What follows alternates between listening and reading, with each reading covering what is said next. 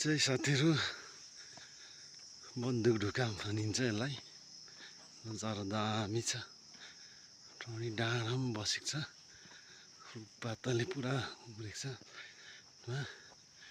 चाहिँ मोटामोटी सुकियादेखिको 1 किलोमिटरको आसपास यसको नजारा देख्न सक्नुहुन्छ।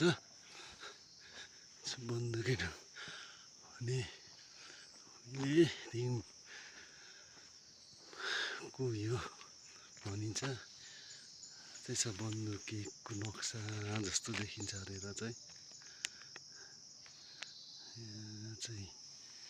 बन्दुक ढुङ्गा भनिन्छ।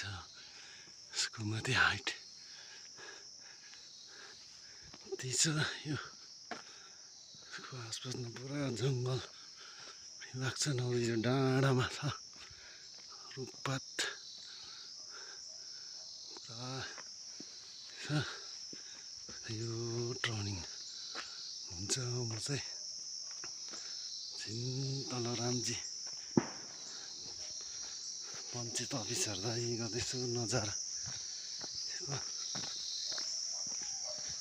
चारैतिर नजारा हुन्थ्यो। हिमालसिमले रुखपात बढेर ती पारितिर नजारा देख्नुहुन्न गर्दाखेरि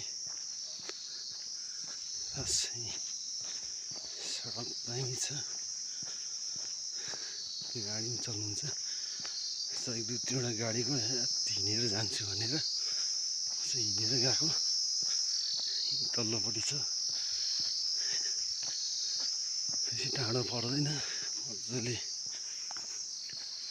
कुदेर गयो 10 मिनट पनि लाग्दैन। यस्तो जग्गामा छ अफिस है। पञ्चायत अफिस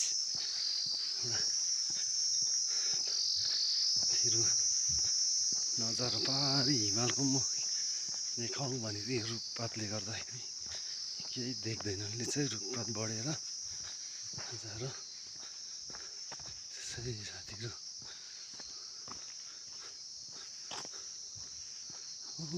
यो चितपट देख्ने चाहिँ